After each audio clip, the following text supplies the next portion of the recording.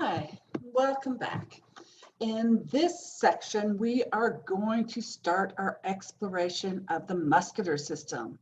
So we just finished a test, and what I want you to do is to change how you're thinking. If you didn't get the grade, you knew when you were taking the questions, you didn't know the answers, I want you to quit focusing about all the mistakes on the test, because all that negative energy is not going to help you moving forward.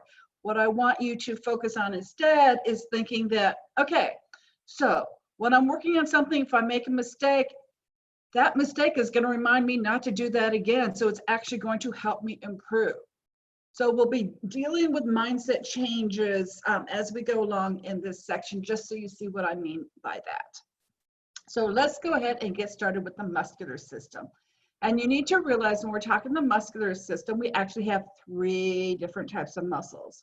We have skeletal muscle, we have cardiac muscle, and we have smooth muscle. So this first part refers to all muscles as a whole. And there are a lot of different functions that muscle does. For instance, they support your body position. Without it, gravity would just make us all blobs. You know what that's like. You're just lying on your couch. You can't do anything. So we actually have to contract muscles in order to be in an upright or a sitting position. In addition, muscles are going to help support soft tissue. Like for instance, on this gentleman, he has some very pronounced abdominal muscles. And so what tissues do you think are being supported inside there? Yeah, tissues of his digestive system, for instance, the intestines. A third function is the function of thermogenesis, which just means it produces heat. When muscle contracts, part of the contraction is breaking down ATP so that we have the energy source for contraction. And about 40% of that energy is released as heat, and only 60% goes towards muscle contraction. Okay. And this is why skeletal muscles are producing by far the biggest amount of your body heat. You know that if you walk up a flight of stairs, carrying a backpack on your back, by the time you've gone up 2 or 3 flights of stairs, you can be quite sweaty and quite warm. This may seem inefficient, and like 40% of it of the energy being dissipated by heat.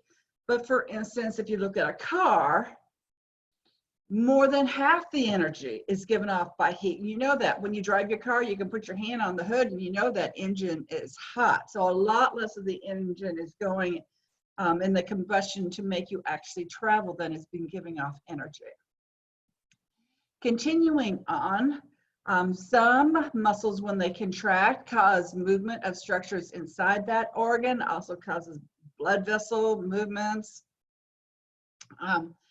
And skeletal muscles, because they're attached to the bone, will actually make our bones move, whether that is for locomotion, leaping in the sky, like Baryshnikov, or breathing, which we all tend to do, or manipulating the environment, taking notes with your hand, or doing sign language. Last couple of functions, we have muscles that are circular, they go around openings, and what they're doing is they're controlling the opening. So they're controlling the passage of a substance from the first place to what is on the other side of that circular muscle, which we often call a sphincter if it's an internal muscle. And something you may not have been aware of, but one of the target tissues for glucose absorption is muscle.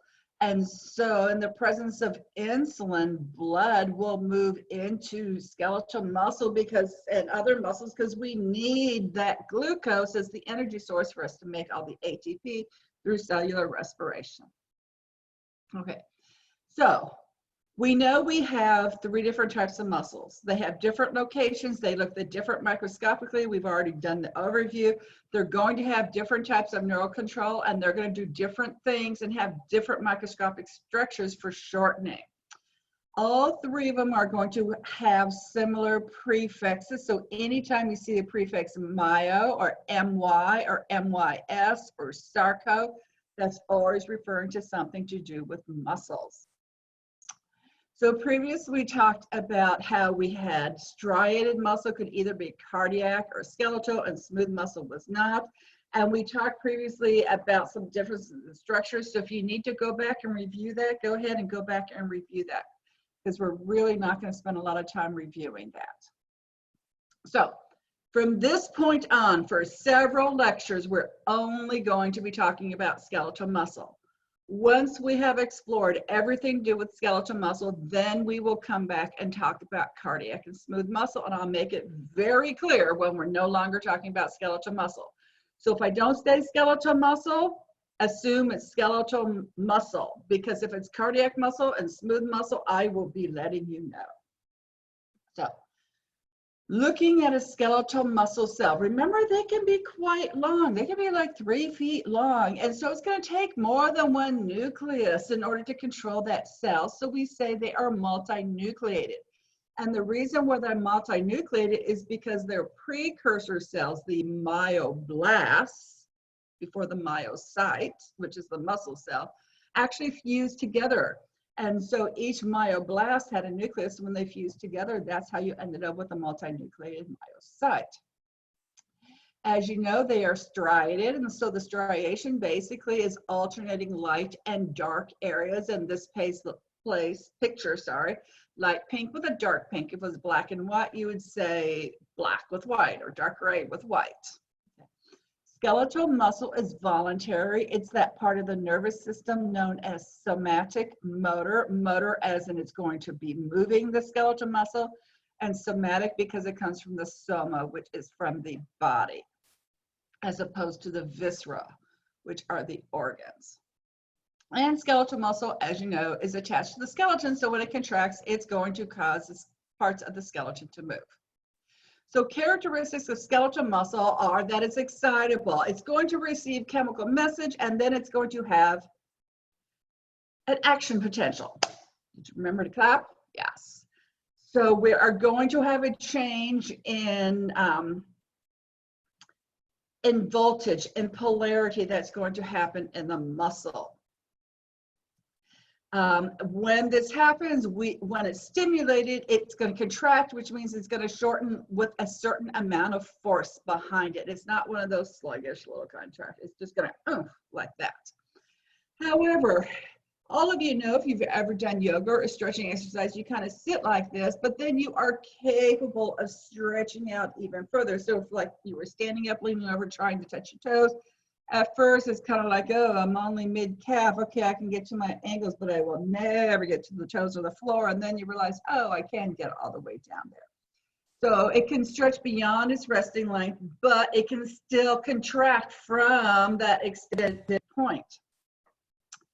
And there's a little bit of elasticity in skeletal muscle in that it will return to its original length after being stretched, as long as you do not overstretch it.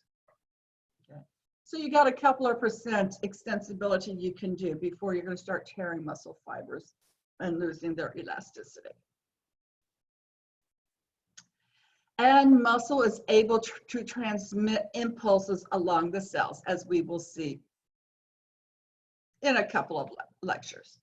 So first, let's talk about forming skeletal muscle. We go back to our friend mesenchyme, and we have mesenchymal cells there. One of them is going to get the message, hey, we need some muscle, so it becomes a muscle stem cell. And then that muscle stem cell gets messages, they start making some muscle, so we're making some skeletal muscle here. And so we start making myoblasts, and some of those myoblasts are going to mature and fuse together and form a myocyte. Others of those myoblasts are not going to mature. They're going to stay on the outside of those myocytes. And so think of it like here we have muscle cells, and then we have these other myoblasts on the outside. So kind of think of them like satellites on the outside. You think about like a moon going around the earth or something like that. So that's what these myoblasts are located, and they have a little ability to move around there. And so they're actually called myosatellite cells. And they are super important because they are the cells that are going to be responsible for repairing damaged muscle cells. So the mature myocyte can be called a muscle fiber or a muscle cell or a myocyte. Because it was fused myoblast, it's multinucleated. What's interesting is it is amitotic. It will not undergo mitosis. However, if it works more, like if you're doing your exercise, lifting your weights, you will notice your muscle bulging. And the reason why your muscle starts bulging is not because one cell's going to two, because I just told you can't do mitosis.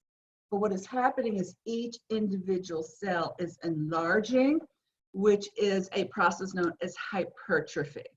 And so while you're working that muscle, all the individual cells being worked harder will undergo hypertrophy. And then when you quit working, they do the opposite, atrophy, and you'll lose your six-pack or your four-pack.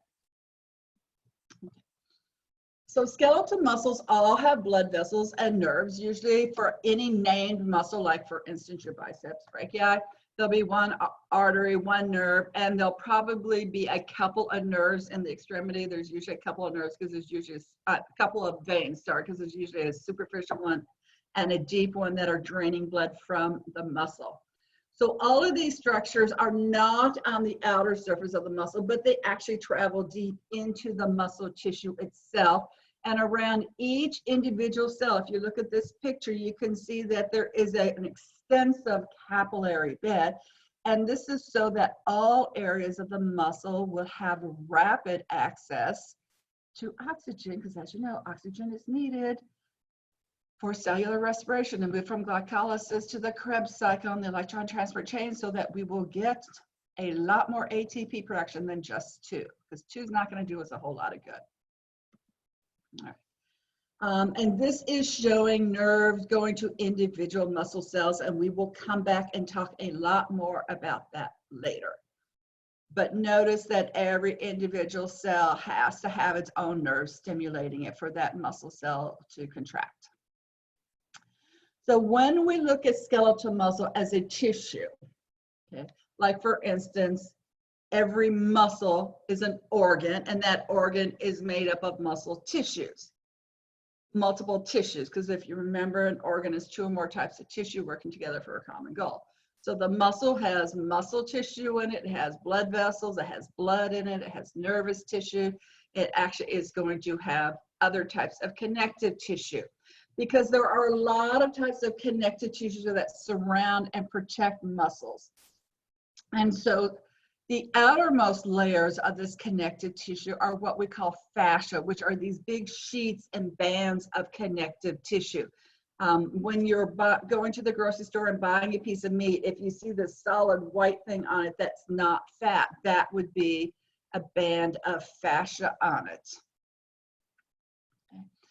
So the outermost layer is called the superficial fascia, and the superficial fascia is merely a realer connective tissue, and it's in the hypodermis. So we're going to have the skin, we're going to have the dermis, we're going to have the epidermis, then we're going to have the dermis. And the dermis was, the deep part of the dermis was a dense, irregular connective tissue. And now we're going to have the hypodermis, which is mostly fatty tissue. That's why it's this yellowish layer here. But among that fatty tissue, we're going to have a realer connective tissue. So we are going to have some little bands of collagen and reticular fibers and elastic fibers in there. Deep to the superficial fascia, we're going to have deep fascia. And this is dense, irregular connective tissue. So this has a lot of strength in multiple directions because it's dense, irregular. And so this goes around muscles and it's in all directions, and it's going to hold it together. So this is basically a cross section in mid shaft of your arm to show you anteriorly we have two muscles, and then posteriorly we have the triceps muscle. And so basically both muscles, which are anterior, and there's actually another muscle more proximal, but in this area there's only two because this is the distal part of the arm. There's two muscles, and they are going to be surrounded by the deep fascia holding them together in that anterior compartment. Whereas the three parts of the triceps muscle, they're all going to be enclosed by this deep fascia posteriorly to hold them together. And so within each compartment, every muscle in that compartment usually has like the same blood supply, the same venous drainage, and the same innervation, the same nerve that's going to supply it. So this is, putting on my glasses again. Yeah, so this is one showing you how those two anterior muscles, which are labeled in the bigger picture, they are forming the pinker anterior compartment, whereas all the muscle bundles of the triceps posteriorly are forming that bigger purpley posterior compartment. So in our arm, we have basically two compartments. All right. So what is a compartment? A compartment is a group of functionally related muscles, and they are surrounded by deep fascia. It will also contain the nerves to those muscles, the blood vessels supplying and draining them. And then there's fascia between the different muscle compartments, which are called the septa, the intramuscular septa, as you can see in the picture of the arm over there. So in the bottom right, this is a picture of the mid-thigh, where anteriorly in the green area, these are your quadriceps muscle plus another muscle that you don't know about yet, and that's what basically those 5 green muscles are, and they're all going to be innervated by the same nerve and have the same blood vessels. Whereas the blue part, that is the medial aspect. This is your right thigh. That's the medial, sorry, that's the medial aspect of your thigh, and all of the muscles there have these same innervation and blood supplies and all that, and they actually all have one common action too, which is very interesting, makes it easy to learn the actions there. And then posteriorly, purple, this is where we have our hamstrings, and we have all those muscles with the same innervation and blood supply going on.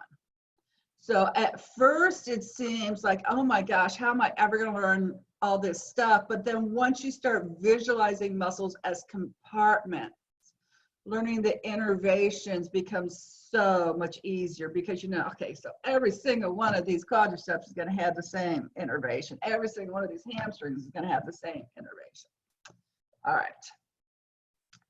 So speaking about innervation, innervation basically means the nerve to a part. In this case, we're talking skeletal muscle. But for instance, you would have innervation of the skin. What nerve allows you to feel, for instance, on the back of your hand? You'll learn that this semester too. So talking about muscle, if that muscle will not contract unless a nerve stimulates it. So if we cut that nerve, then that muscle is paralyzed permanently.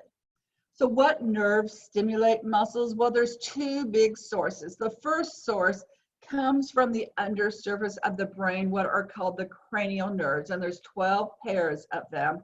They don't all go to skeletal muscles, but when we learn about cranial nerves in lab, then you'll know which ones do. Plus, we'll also be covering it here in lecture as well. And so each of those cranial nerves comes from a specific area on the undersurface of the brain and goes through one of those foramina of the skull that you learned about.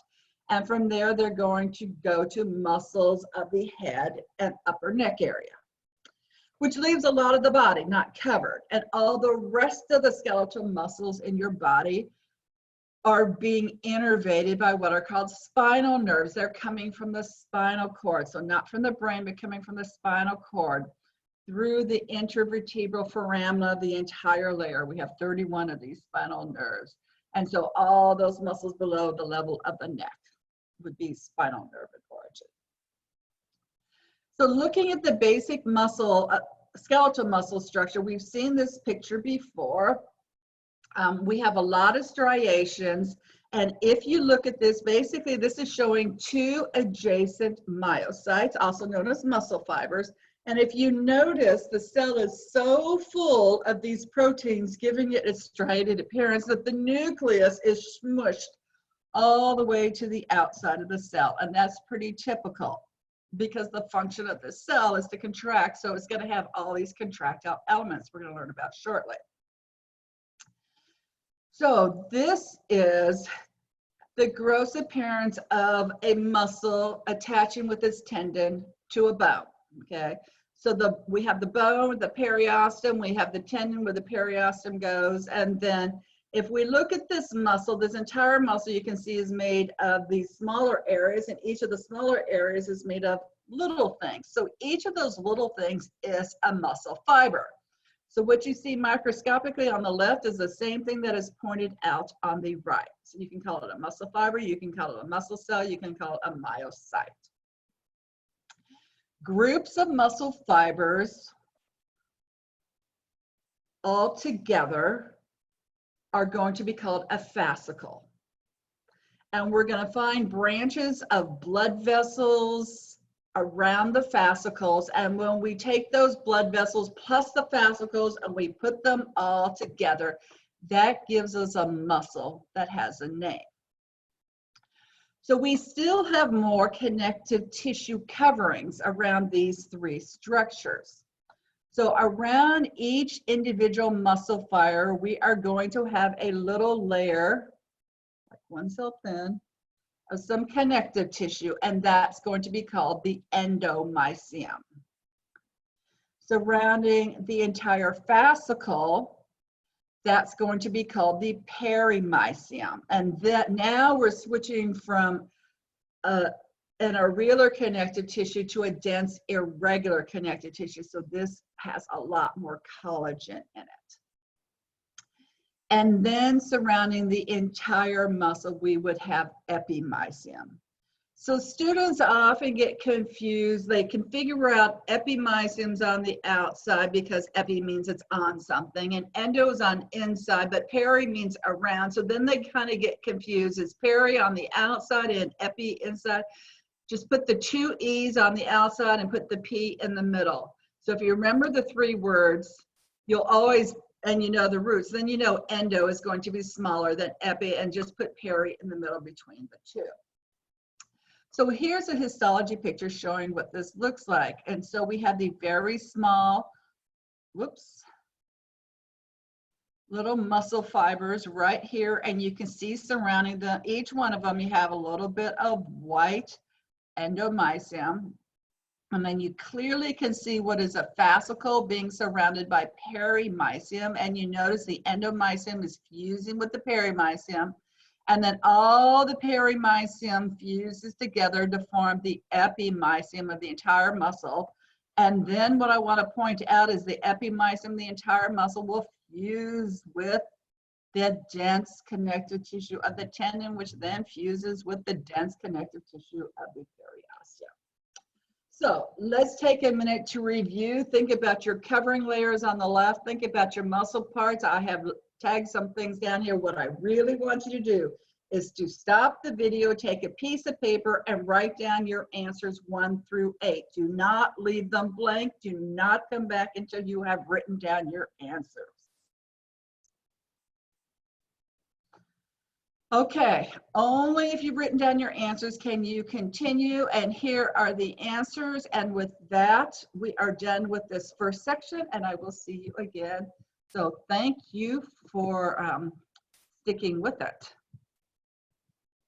as we explore the muscular system.